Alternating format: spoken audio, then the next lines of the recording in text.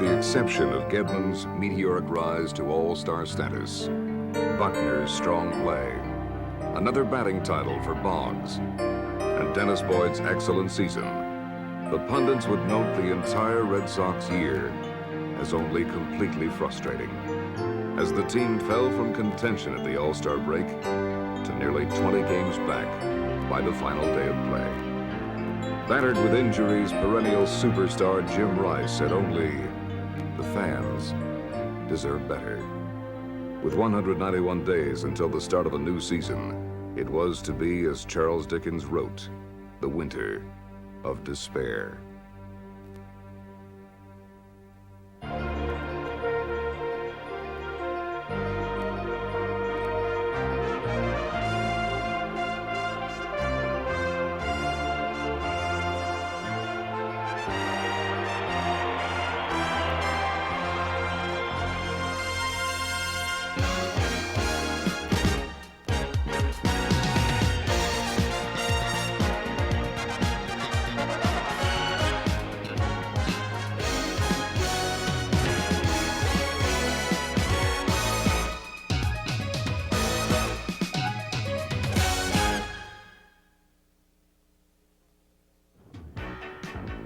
The Sox gathered for the 1986 season and spring training at Winter Haven, Florida, in the fading days of February.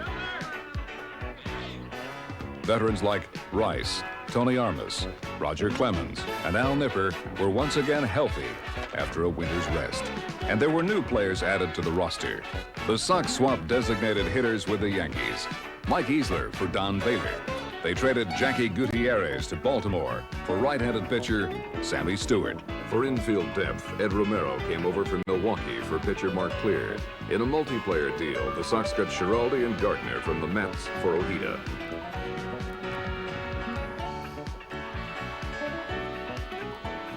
And they picked up veteran left-hander Joe Sambito as a free agent after his release from the Mets.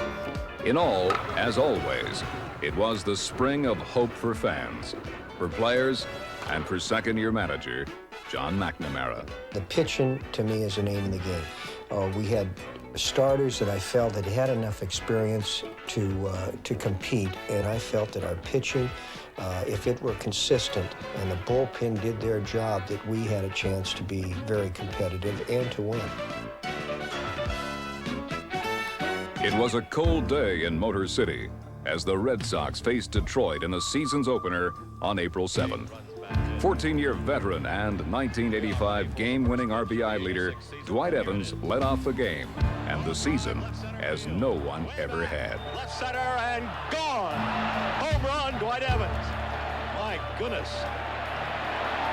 Evans comes across hitting the first pitch of the season, 400 feet away. Mercy. Mercy indeed. And there were long ball shots by Jim Rice, Don Baylor, and Rich Gedman. Unfortunately, Tiger Kirk Gibson matched the effort in the fifth against starter Bruce Hurst, and then later against reliever Sammy Stewart. 6-5, the Tigers won. The Sox lost the first game of the 1986 season. Boston returned to Fenway Park for the home opener a week later against the world champion Kansas City Royals. The hometown team scored first in the first. In left center, it is in there for a base hit. It'll score Boggs. And then again in the fifth with a homer by Marty Barrett. Marty Barrett with a high drive to left field. Laurel Law will turn and it's off the upright. Home run, Barrett. But it was not enough as starter Dennis Boyd faced the wrath of the Royals in the eighth. Laced into right center field toward the gap. Ripped off the glove of Boggs down to the corner. And now it is a 4-2 game. And there it was, another loss. By April 16th, with the season less than 10 days old, the Sox were in dead last place, 3.5 games out. It wasn't a time for panic, but it was a time for concern. By April's end, the situation had improved, but Boston was still 2.5 games out with a record of 11-8. But the Sox had another record in April, one that was far and away more impressive. It was against the Seattle Mariners at Fenway. Roger Clemens was on the mound, And that night, April 29th, Roger was on his game like never before. And strike three.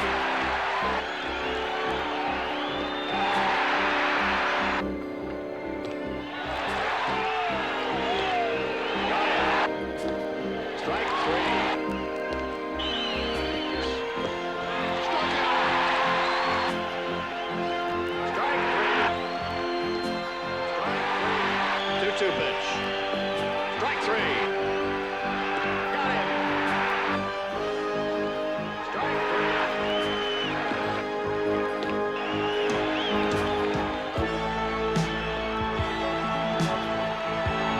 A new record. Clemens has set a major league record for strikeouts in a game.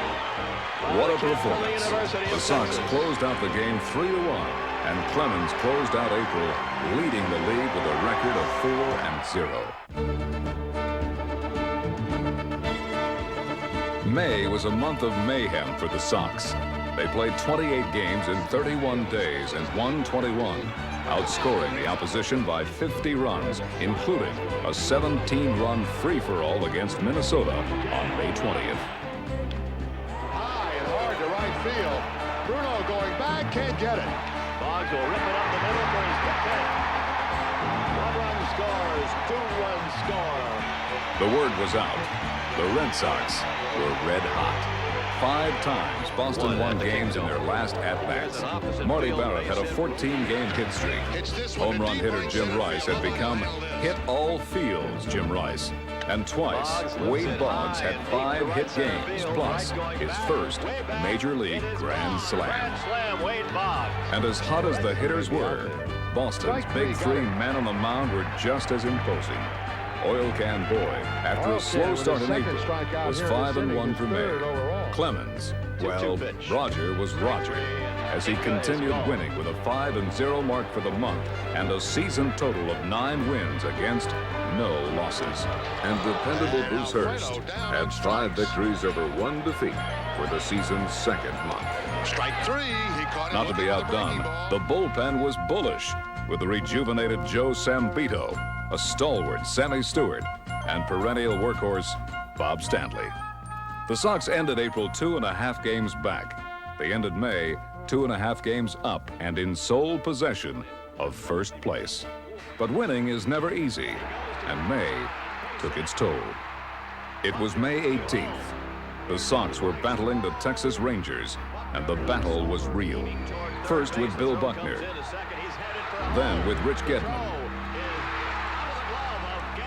and finally with Al Nipper. Nipper covering home, the throw by Gedman. He is out and right. Nipper is hurt. The Sox went on to win, but Al Nipper would be lost for more than a month. Costly play. They got him. 2 weeks later, against Minnesota, the man who was leading the league in strikeouts and having his best season ever went down. Bruce Hurst would be out of action until mid-July. Then, just 2 innings later, Sammy Stewart was hit and would make only 3 appearances until August. May had been Boston's best month, but it was a month that hurt the most. It was only early June, but the Sox were in a serious situation. They had beaten the Western clubs badly in April and May, but were only 5-4 against Eastern rivals. In June, they would face 29 straight days of play within their division, and all without the help of Hurst, Nipper, and Stewart. Manager McNamara turned to Rob Woodward, Mike Brown, and Jeff Sellers to make up the difference. I have confidence in. Mike has more experience up here, but Rob Woodward's makeup is very good. So is Jeff Sellers. They're all 3 of them very tough kids and very tough competitors, and with good ability. With the Sox in first place, it was us against them throughout the Eastern Division, and no one wanted to beat Boston more than the team from New York City. The Sox opened the huge 3-game series against the second-place Yankees in New York on June 16th. Even with a 3.5-game lead, it was still all on the line. And leaps up for the catch. It was no contest. The Sox had New York's number in all 3 games and returned to Boston with a 6-game lead. Boston welcomed back its heroes and shared a special moment with Wade Boggs over the loss of his mother.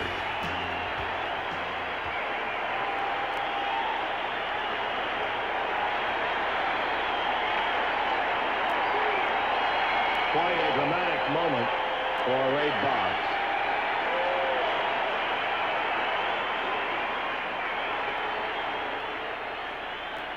On the 23rd, New York came to Boston for the rematch series. The Yankees took games 1 and 2 by margins of 11-3 and 8-1. The stage was set for Game 3 and the return of Al Nipper. Chopped slowly to Buckner, who will make the play to Nipper just in time. Boy, Nipper, get out of the way of those spikes. And that is racked into center field for a base hit. Armas charging. That will score a run. Yankees get one back. It's now 5-3.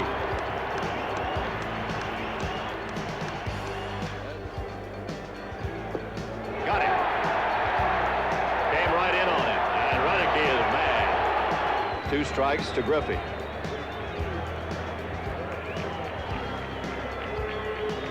Got him. Off. Down it goes. Romero chasing him back. Buckner has it. Down it goes to Barrett. Barrett will throw down to Gedman for the out. And they got Ricky Henderson. Fly ball, center field, very deep. Lyons back. Has room. Has the ball. This game's over. And the Red Sox save one and beat the Yankees in the final game. Boggs was back. Nipper was back. Sambito was back. And on June 29th, there was a new player added to the roster. I'm very pleased to be able to be here with the Red Sox. I know they have an excellent team, and I just only hope that I can get myself turned around and help them. I have very deep affection for John McNamara, and I have very deep affection for Bill Fisher. And I look forward to working, as John McNamara says, not for them, but with them. With wins by Clemens, now 14-0, Boyd, and a young Jeff Sellers, the Sox closed out June with an important 3-game sweep of arch-rival Baltimore, giving Boston an 8-game lead in the East and a 49-25 record for the season. What we did prove during the first half of the season is that we can compete. Everybody is waiting for us to fall down, especially when we broke on top, got the lead on May 15th. Well, they haven't played the Yankees yet. They haven't played Baltimore yet. They haven't played Toronto yet. We played them, and we were successful. On July 1, the new man was on the mound. And with a little help from his friends, Tom Seaver did what he had done for years: win. It would be nice to say that the addition of Seaver brought instant stability to the Sox, but such was not the case. On July 2nd, Roger Clemens went for his 15th win in an ice-cold Fenway Park. He pitched well and played well until he faced George Bell. And this is going to be up into the screen and gone. Oil Can Boyd followed the next night, but he too followed in failure. High and way out of here to left field. 2-0 Toronto. Boxcars through. And he loops one into center field. On comes Moses, and he has... After taking 2 out of 3 from Seattle, Oakland was next. And again, Clemens was hit with a loss as he tried for number 15 in the win column. Long toward left field, high and deep and gone. 2-run homer, Jose Canseco. Roger and the Red Sox were losing. Starters and stoppers alike were being hit hard by the opposition. Long drive, left field. Way back. 28 runs in the Toronto High series. drive. 17 with Seattle, 19 against Oakland, and 26 against California. The Sox had lost the ERA lead in the league, and they were losing to teams they had beaten before. It was only the big bats and a bag full of luck that was keeping the team on track. But Boston couldn't count on luck to last. Or could they? It was Game 1 in the final series before the All-Star break. The score was tied at 4 against the Angels. In the 12th, California took a 7-4 lead. There were 2 out with a man on first when Jim Rice came to the plate. Rice with a high drive to left field. way up, and into the net for a two-run homer. It's now 7-6. And he slams it into right field. Baylor coming to the plate. Here comes the throw. Not in time. It's tied up. The ball gets away. It is backed up. Runners will be at second and third. Ray Quinones the batter. Runners at second and third. Did he call a balk? They have called a balk. I don't know. Boone is awfully mad. He And did. They must have. Yes, Red sir. Sox win it. A balk has been called, and Evans comes home. Another impossible win for Boston. It would be a while before California would forget, and the Sox would remind them one more time. It's never over till it's over. The Sox would remember the day as well for the All-Star selections. Jim Rice, Rich Gedman, and Wade Boggs had been chosen. John McNamara was picked to coach. But the most winning pitching tandem in the league would not be a tandem in the All-Star game. For the second year in a row, Dennis Boyd was not selected. Boyd lashed out with his frustration and was suspended from the club. And while Roger Clemens had an outstanding performance in the mid-season classic, pitching 3 perfect innings and winning the MVP award, Boyd's troubles and suspension continued. The can was not to play again in July, and that certainly was no help to the team as they continued to struggle. This baby's way up there. The Sox opened the second half of the season against Seattle and lost the series 3-1. Then Oakland swept for 3, followed by the Angels, who took 2 more. Go down a second. And Baylor returns to first. Wilfong back there. They've got the tag and a double With play. 8 losses in their last 10 starts, the Sox divisional lead was down to 3 games. In total, the entire month of July was a disaster. Not a single Boston starter had a winning record, and that included Roger Clemens, who ended the month with a loss of a game and an argument. Oh, he missed the bag. Going to be an argument here. Clemens has been kicked out of the game, has he? I think Roger Clemens has been ejected.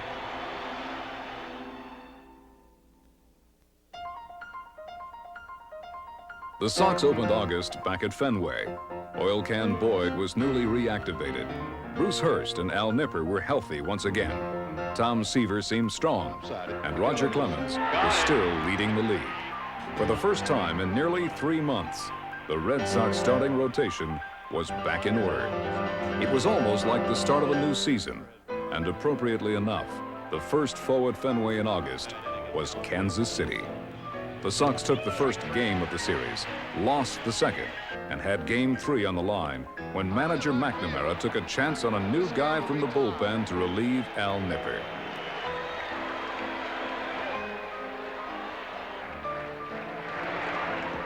Strike 3. Frank White called out on strike. 1 away. Strike 3. Schiraldi strikes out his second batter. 2 down. Mike Kingery, the right fielder. Tap to Barrett. He will step on the bag, and Schiraldi has saved it. Gets his first save for the Red Sox in a marvelous bit of pitching here in the 9th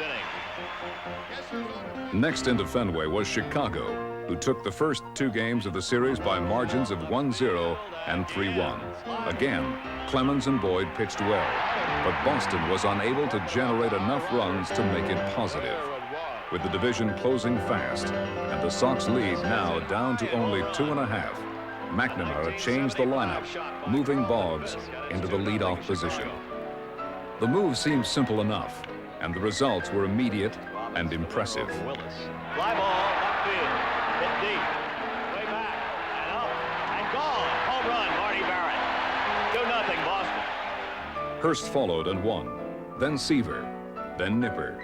It seemed that the pitching and hitting were finally in sync. And that indication was perhaps no more evident than in Game 3 against Detroit on August 10th.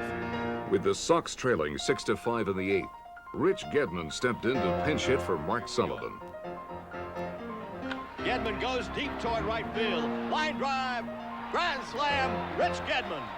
Red Sox take the lead as Getty comes up as a pinch hitter and slams one. McNamara then brought in Calvin Schiraldi to close.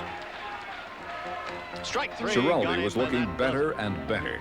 He got 2 more saves days later against Kansas City, and then recorded his first official win back at Fenway, again against Detroit. Fly ball into the gloaming in right field, and Dwight Evans tracking it down. Red Sox win it. Nice job by Calvin Schiraldi. Yet even with the starting rotation in order and continued contributions from the bullpen, Boston was still only 10-7 for the month. They needed something more. So on August 18th, General Manager Lou Gorman made another move, picking up Dave Henderson and Spike Owen from Seattle. Within days, Spike Owen made his mark. Fly ball deep left field. Hall going For the back, still day, going Owen back. scored 6 This ball runs, is outta here. tying Sox great Johnny Pesky's Home run Major for League Spike record. Owen, his first homer of the year. And the rest of the Boston lineup didn't do too badly Shot to either. right center field. There's a shot to left In all, center field. Boston scored 24 runs. It was the highest Sox single-game production in 36 years. And yet, over the last 10 games of the month, Boston could only mark a 5-5 record for a total of 17 wins against 13 losses in August. They were hitting well and pitching well, but not at the same time. The Sox were on again, off again, and Toronto, the Eastern Division winner in '85, was only 3.5 games back. The Red Sox assignment for September was simple enough: win. They would play second place Toronto 6 times and third place New York 7. The players knew beyond all question that they and they alone would be the masters of their own destiny. We can hit the ball where there's no defensive guy out there. We can't make too many mental mistakes. And if you don't make too many mental mistakes, you got a chance to win. If we continue getting the pitching that we have right now and the hitting come around, because we haven't had everyone hit at the same time, I hope eventually they will start doing that. We're going to win. For the pitching with any team, that's really what takes you into the playoffs and the World Series is pitching, and they've done phenomenal this first half, and they've just got to come out and do the same thing that they've done in the past, and if we continue to hit, we're going to win. The Texas Rangers were first into Fenway for a 3-game stand. 3 times the Rangers took a lead, and 3 times the Sox came from behind to win. Drive to left center field. It's going to be in there for a gap. Minnesota was next, and again, the Sox were behind. That is until Captain Jim Rice led by example. Grand slam, Jim Rice. He followed the next night with a game-tying single to set up a winning shot by Marty Barrett. And then, for final measure, he closed out the Twins and the series on the 3rd night. It was his 2nd grand slam in 3 days. Next was Baltimore, but the Birds could do no better than take 1 of 4 as Jim Rice and friends continued to put the ball out of play. Including Rice's 2 grand slams, the Sox had notched 16 home runs in the first 10 days of the month. But more importantly, they had won 11 in a row, 3 times with their last at-bats. Boston's 11 straight tied the Major League win mark for the year and put Boston 8.5 games up on the division. Next came New York, another win, and Bill Buckner's 7th home run in 8 games, his 100th RBI for the season. They knew what they had to do. We were going into September, and Toronto had won 9 in a row, and the pressure has been on us all season long. And I was very proud at that stage of the season that everybody made a run at us, and we were able to turn them all back. A sweep of Milwaukee and a big Clemens win in Toronto continued to close the gap on the Sox magic number. And then, finally, on September 28th, after 11 years of waiting, the chance for a championship came back to Boston. Steve here picked the best day to come to be with the rest of the great fans of Boston. See us clinch this. The Red Sox were ready. They had the power, which had come perfectly to peak in September. And they had a man on the mound who desperately wanted to win. It would be his chance for a career-high 16th win, his chance to redeem his Fenway opening day loss, his chance for a moment of glory in a most troubled season. The curveball dropped over for strike 3. Number 9 for Boyd. To left field, Jim Rice. 2 out. The high pop-up.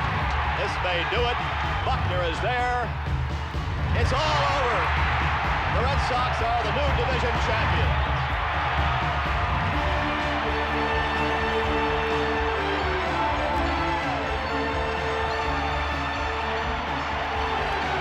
The Sox closed out the 1986 regular season on October 5th. They had won the division by 5.5 games over the Yankees, with an overall record of 95 wins against 66 defeats. They were the Eastern Division champions of the American League. It was the culmination of a long and arduous season, but for the players, manager, and coaches, the 1986 regular season was only Chapter 1 of a championship trilogy. Chapter 2 was at hand, and it would prove to be just as demanding for the men who were the Red Sox.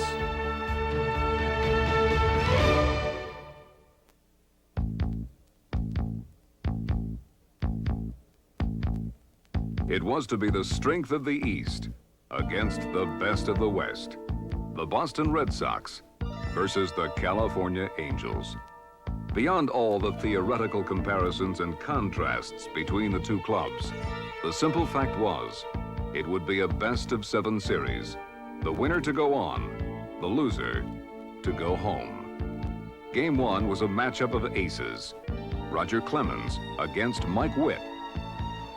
In the first inning, both faced the top of the opposing order and sent them back. Strike 3, Downing lines to Bonds at third. That came a grand by to Sensei.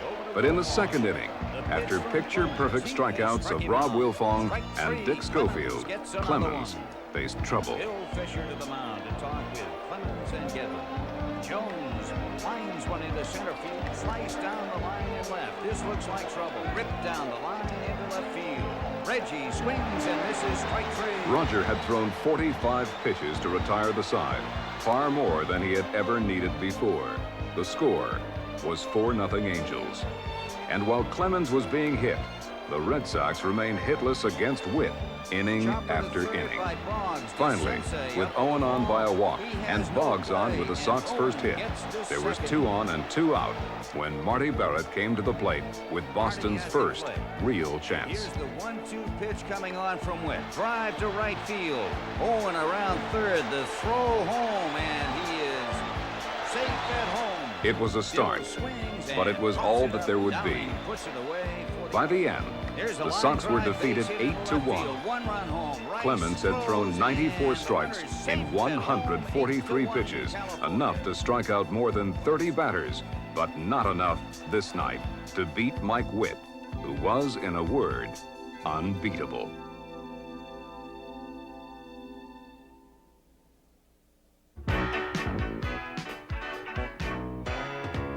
It was a perfect day at Fenway. Autumn blue sky, temperature in the mid-60s, and Bruce Hurst was on the mound. Hurst would match up against Kirk McCaskill, a very good right-hander with a 9-3 record for the season's second half. Perhaps McCaskill was one of the best, perhaps not. But there was little question regarding the credentials of the Red Sox leadoff man for Game 2, and no question after a 2-2 count. McCaskill had seen the best batter of the regular season, and then he faced the man who would become the best batter for the postseason. It was Barrett's third hit in the series, and it gave Boston a 1-0 lead. Hurst and the Red Sox controlled the game, working calmly and carefully through innings and crises alike. And all the while, the second-best defensive team in the league tried to stop a relentless Boston attack. Hurst was as good as he could be. Jim Rice and the rest of the Red Sox batters provided the power to go with the pitching. By twilight's last stand, the score was 9-2, and the Sox had evened the series at 1 game apiece. Ground ball to Boggs, knocks it down, picks it up over the second, and the series is even.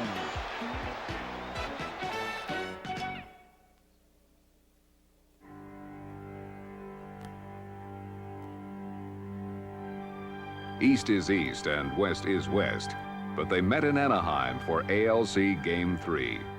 Dennis Oil Can Boyd was on the mound for Boston, John Candelaria for California.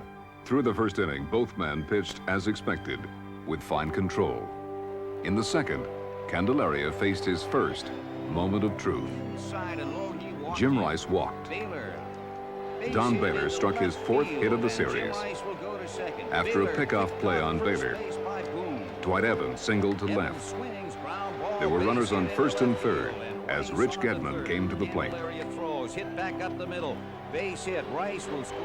Boston held its slim one-run lead until the bottom of the fourth, when the Angels tried to kick the can. Fly ball right field, and it's going to drop in there for a base hit. Line to left field, base hit. Boyd throws. There's a dribbler going down the line. It hits the first base bag. The play at the plate. He's safe at home, and Gedman doesn't like it. He goes at it with Cooney. And now Gene Mauch doesn't look very happy. Let's see what's going to happen here. He's into it now with the umpires, and they're checking with Rich Garcia. Mauch is fired up. Much to the chagrin of the hometown crowd, the decision stood. The Angels, at the end of 4, had no score and no manager. But the Angels came back in the 6th for 1 run, and then again in the 7th for even more. The Sox were down and Boyd was out, but Boston wasn't finished yet. In the 8th, they made their drive. Fly ball. And back goes Jones. It's by him. The pitch to Rich. Lines one into left field. Jim Rice coming on, and Boston now trailing by 1. The Sox came close, but not close enough, as California got 1 more in the 8th, then held the Sox scoreless in the last inning for a final score of 5-3. And now, California led the series 2 games to 1.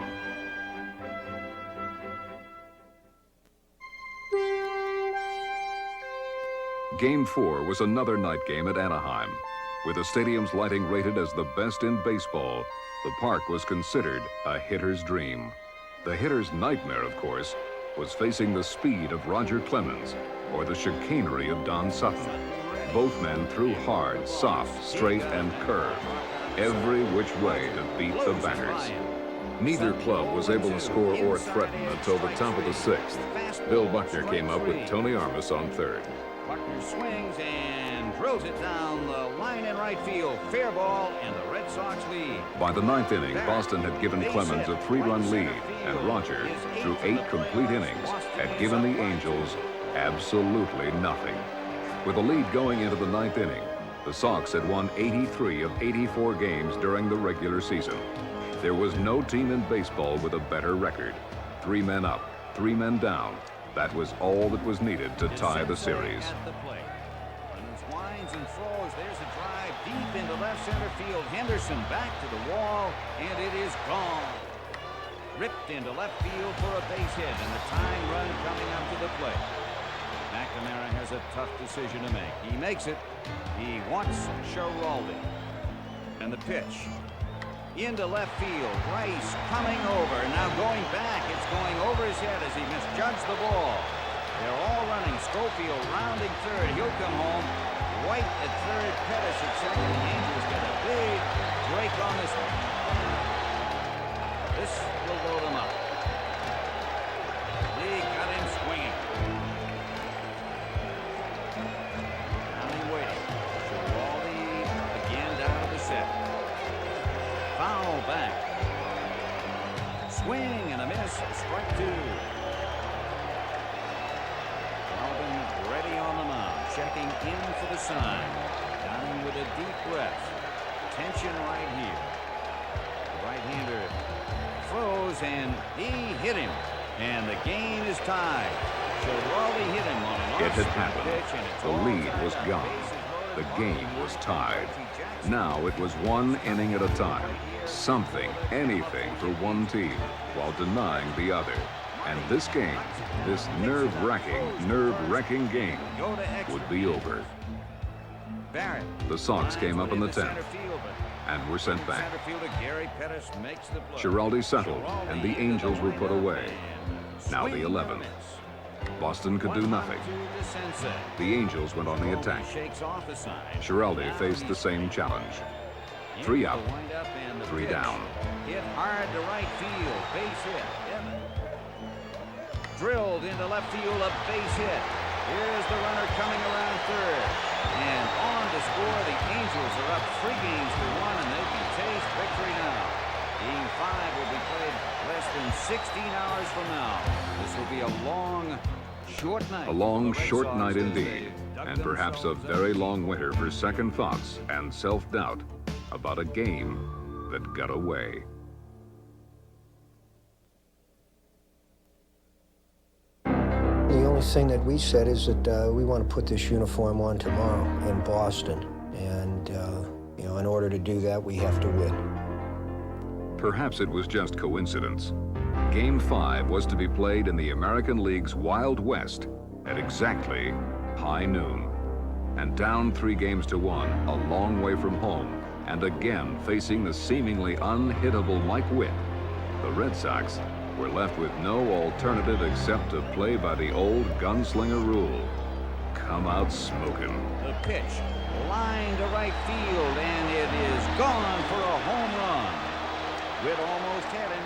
As quick as Boston was to get on the board in the second with one swing of the bat, California was just as quick with a single stroke in the third. It's gone. The Sox, behind Bruce Hurst, held the lead through the 4th and the 5th. Drive into shallow left field. Here comes Rice, and he is in there to make a fine catch. And then almost through the 6th. Rich moving the bat back and forth. The pitch. There's a drive into center field deep.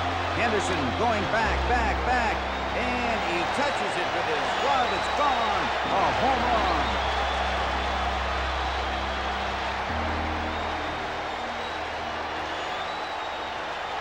Another look at what may well live on in both California and Boston for a long time. A single play, and the game no longer belonged to Boston, but rather to the Angels. And California kept the momentum through the next inning as well. There, and Owen, and it's going out into center field. White is waved in, swinging away to shallow center field. Henderson is on the move, and he has it. The throw off And the mark. now it was 5-2 California. 5-2 with only the 8th and 9th innings to somehow, some way score and score again and again, just to tie, just to stay in the game, just to stop California from winning and stealing the Boston dream. But Mike Witt cared nothing for Boston dreams as he continued his ice-cold dissection of Boston batter after Boston batter. And then, in the 9th inning, Don Baylor gave Boston a bit of inspiration, just as he had all year long. 3-2, full count to Don. Big right-handed batter digging in. Here's the pitch, and there's a drive into left center field, and Pettis back to the wall, and it is gone for a home run. Baylor has brought the Sox to within 1. It is 5-4. Don Baylor keeping the Sox hopes alive in what could be their last inning of the 1986 season.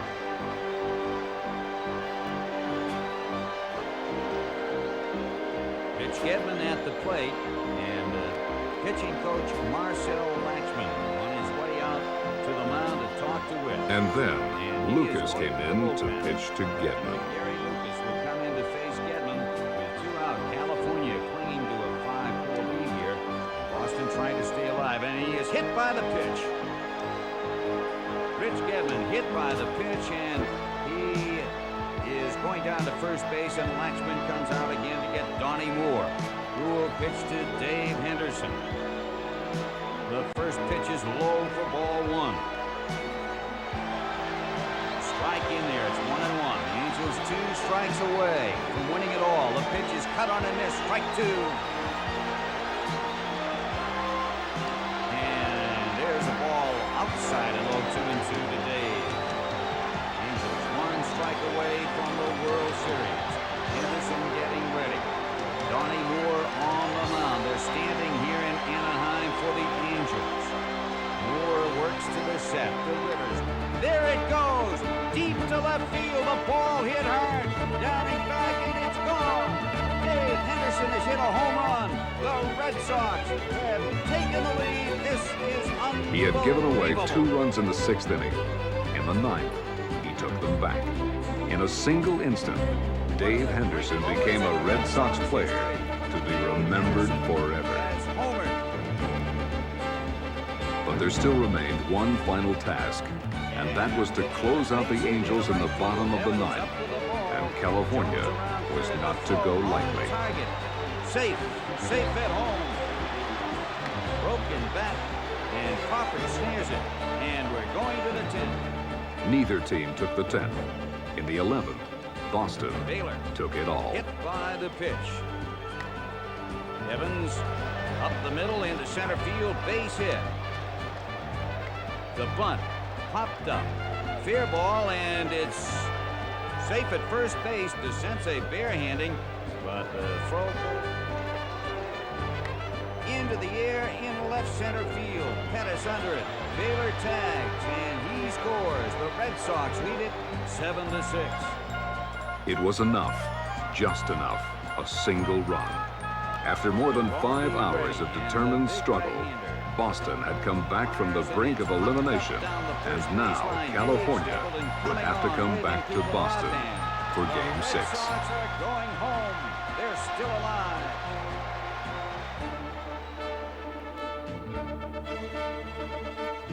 Well, after coming back and winning Game 5, we felt very confident that we could go ahead in our own ballpark in front of our own fans and go ahead and win those final 2 ball games. It was the same approach. We wanted to put the uniform on one more time. Oil Can Boyd was on the mound, and as all of Boston knew, the Can would never ever pitch a dull game. Boston was down 2 runs before they had even come to bat. But after Game 5's heroics, 2 runs was not much to ask. The Sox scored 2 runs without a hit. In inning 3, they scored the old-fashioned way, with 1 hit after another. Bonds drills one into right field. Barrett into left center field. Buckner drills it into center. He goes the other way. Rupert Jones over to field it. Holding Buckner, Rice going back over to second. Rich throws it by Wilford. It was power without prevention. Boston scored 3 more runs to win the game 10-4 and even the series at 3. They were not to be denied.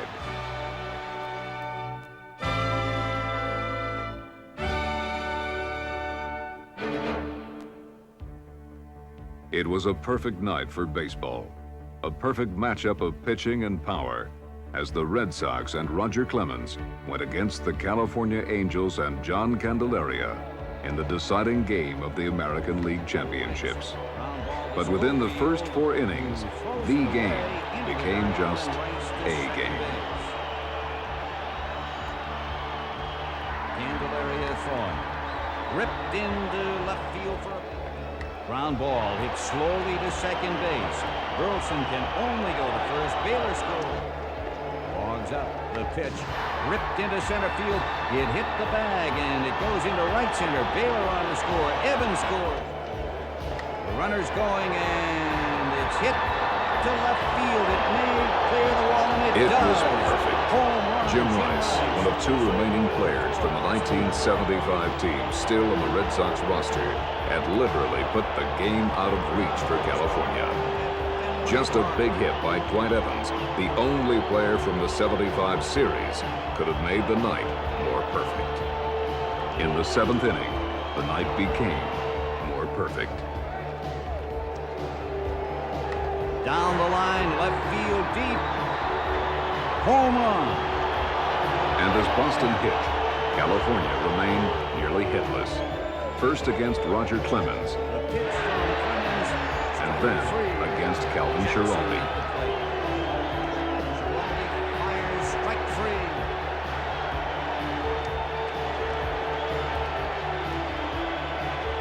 Alvin ready.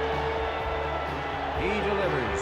Swung on and missed. The Red Sox have won the pennant. After 11 years, after hundreds and hundreds and hundreds more ball games, the Red Sox had won the American League Championship. They had taken the first step of the trilogy and won. They had taken the second step and won again. Now, there remained only the final assault to the absolute pinnacle, the series.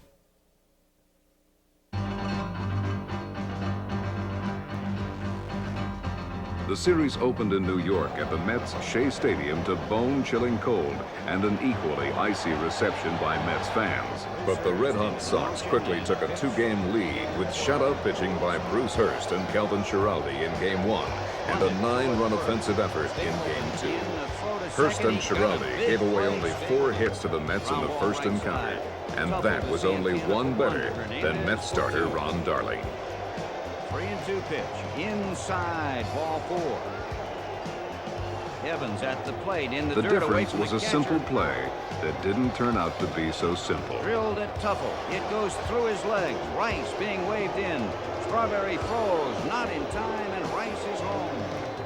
The Red Sox won the game and led the series 1-0.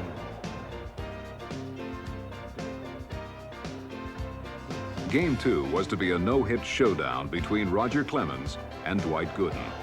But the pitchers' duel became a hitter's duel as Boston hit Gooden hard and often. Another one to the opposite field, base hit. Change-up, hit into right field.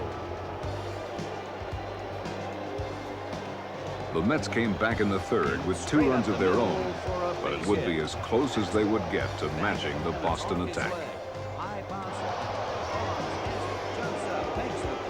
The Sox scored once more in the ninth, but more importantly, they had scored the first 2 wins of the series, and only once in history had a team come back to win after losing the first 2 at home.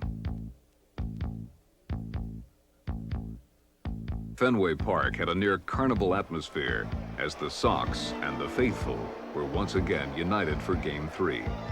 But celebration plans for a Sox clean sweep ended early. In fact, with the very first visiting batter. The 1-1 pitch. Hit down toward the pole and right. If it stays fair, it's gone. This one lined into short right center field for a base hit. And while the Mets scored 2 more in the 7th and another in the 8th, the Sox were held to a single run by a pitcher they knew all too well, former teammate Bobby Ojeda. The message of Game 3 was clear. There would be no clean sweep, nor easy win.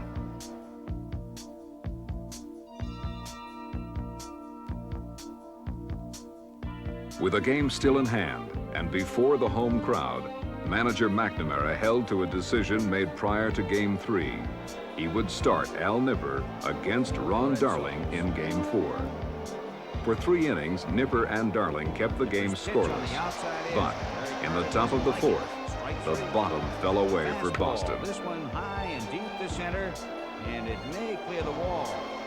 Strawberry the other way, base hit into left field. Hit over Nipper into center, base hit. Evans to the wall, jumps, gets it, but no, it drops out, home run. In return, the Sox tallied 2 runs of their own, but it was too little too late, as the Mets closed out the game 6-2 and evened the series. And now, it was the best of 3.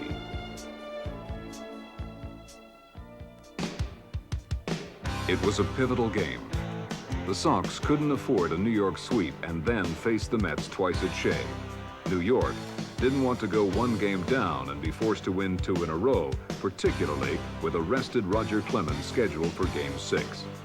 Bruce Hurst was on the mound, and as he held the Mets scoreless through 7 innings, the Sox did the damage they needed to do. Fastball drilled into right center field. Strawberry. The pitch, check, swing up the middle. Fastball lined up the middle. The Boston Bats were back. 2 triples, a double, 10 hits and 4 runs. Now they would go to New York needing only 1 of 2, and Clemens would lead.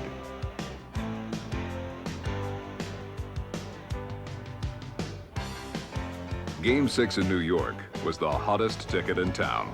And for one young fellow, getting there was half the fun. Only in New York. But Boston was not to be distracted. They attacked first and tallied first. High drive into center field, heading for the wall, played by Dykstra. Off the wall as Boggs is coming. Line by Barrett to left, base hit. Owen scoring. Boston took the lead but couldn't add to it as Ojeda began to match Clemens out for out, inning for inning. And then in the fifth, the tide turned against Boston. Throw down to Marty Barrett, and he's out. Oh, they called him safe. A shot into center field, base hit. Strawberry rounding third and on to score. The pitch whacked into right field. Knight will hold at second as Evans bobbles. Now Knight is going on to third. Evans throws, hard ground ball to Barrett, over to second for one, to first, double play, but Knight scores, and it's all tied up. The Mets had tied the game, but within 2 innings, Boston faced a new Mets pitcher and another chance. Hit to third, Knight up with the ball, over to first, high throw away from Hernandez, Barrett going over to third, like a routine play, got away from Ray Knight. The runner going, the sinker, hit on the ground to second. Safe at second, out at first. Barrett comes home. For the second time, the Sox had a lead. And for baseball's best pitcher, there were only 9 outs to go. Line drive. Direct to Evans. Evans back, and he makes the play. One away. Grounder to Barrett. Sharply to Barrett, over to Buckner. 2 out. The pitch, fly Out ball to Henderson. Shallow center 6 field. to go. Henderson reels it in, and the Mets are down in the 7th. It was the bottom of the 8th. On the pitch. The Mets' second last chance, and now they would face the showstopper, Calvin Schiraldi. Getting ready to work here. Fastball ripped through the hole at first. The tying run is on. Schiraldi delivers. Line drive left field. Rice making the catch. Mazzilli tags and scores. Dykstra to third, and it's all tied up. It was a rock-tough, not-so-friendly game between 2 veteran teams of hard-driven players. Players who had ice in their eyes and fire down below. One back to first, double play. Aguilera came in for the Mets. 3 out, 3 down. Schiraldi came back for Boston and held. They went to the 10th. The Mets would face Owen and Schiraldi, but first they would face Dave Henderson. The Dave Henderson of Game 5 California fame. The man who was the hero in Anaheim at the plate, and there it goes. It is gone for a home run. He has done it again. Dave Henderson puts the Red Sox in a position to win.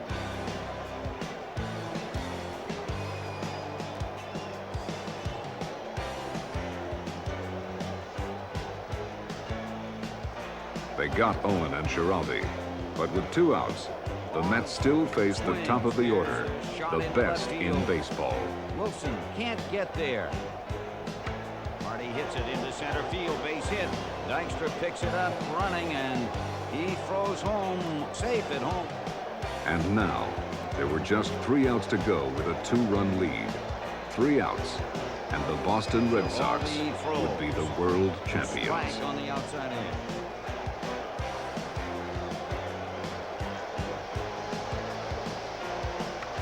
There's a drive to center field. Henderson is back, and he's got it. 2 men out. Lined into left, base hit for Carter, and the tying run to the plate.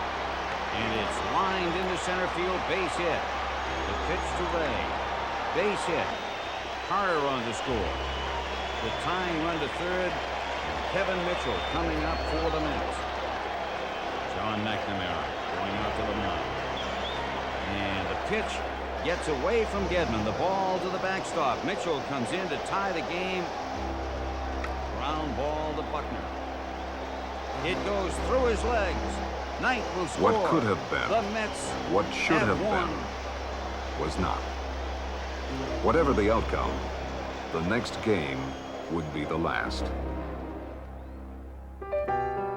A rain delay postponed the final game an additional day. In a small way, it worked to the Sox advantage, as they were able to muster their attack behind the 3-0 postseason pitching of a rested and ready Bruce Hurst.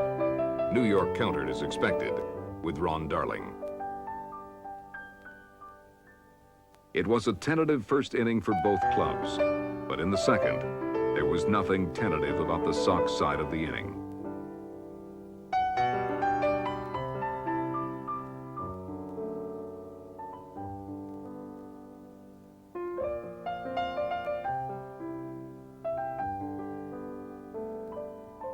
Boston was on top, and Hurst kept them there with shutout pitching through 5 innings.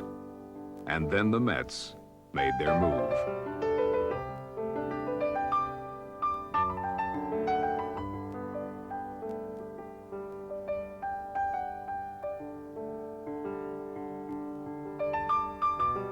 By the top of the 8th, the Red Sox were down by 3, but not for very long.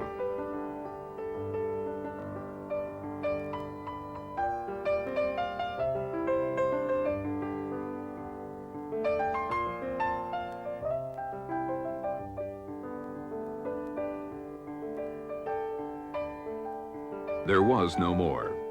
Orozco shut down the Sox, and the Mets scored 2 more runs to win the game and the 1986 World Series. The trilogy had ended in tragedy. They had come so very far, but not far enough. Not far enough to rest the lifelong dreams of those who watched and waited. Not nearly far enough for those who had labored in apparent vain. There seemed to be no words of consolation. Yet somehow, we all found the words, the right words, and we shared them with those that had given us all they had, and it was more than enough. They were the 1986 Red Sox. They will be forever our champions. Very, very proud of. A team that experts predicted would finish no better than 3rd or 4th in this season. American League champions, the Boston Red Sox. We love them. Let's hear it for them. I could not be any prouder of a ball club and my players than what they've showed us through the 1986 season. I don't know what to say other than thank you for your support, the fan support this year. This is the most tremendous event I've ever been involved in. Seeing all you people here today, you don't know what it means. This is the greatest thrill of the year, no question. Seeing you guys out here today hits us right here, and that's no lie.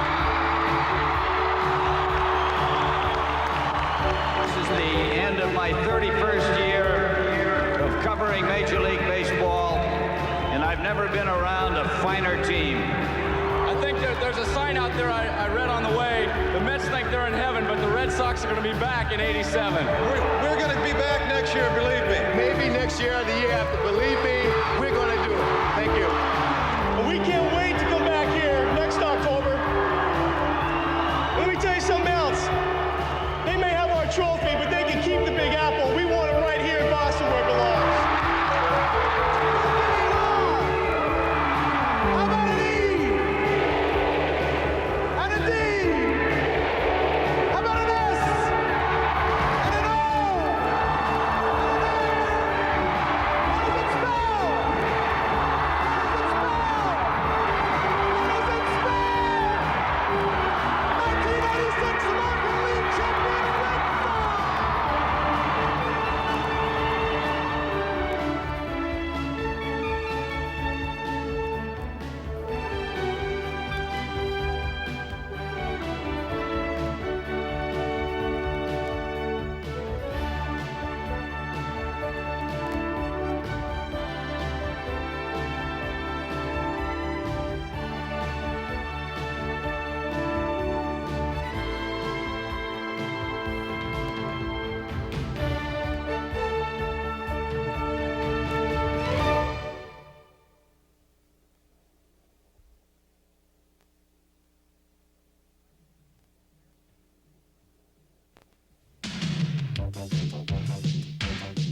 Now you can learn to take better pictures with these video cassettes from Kodak.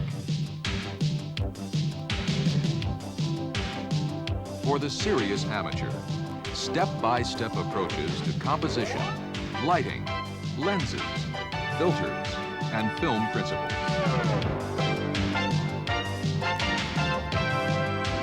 For more advanced photographers, on-location tips. from Kodak Professionals.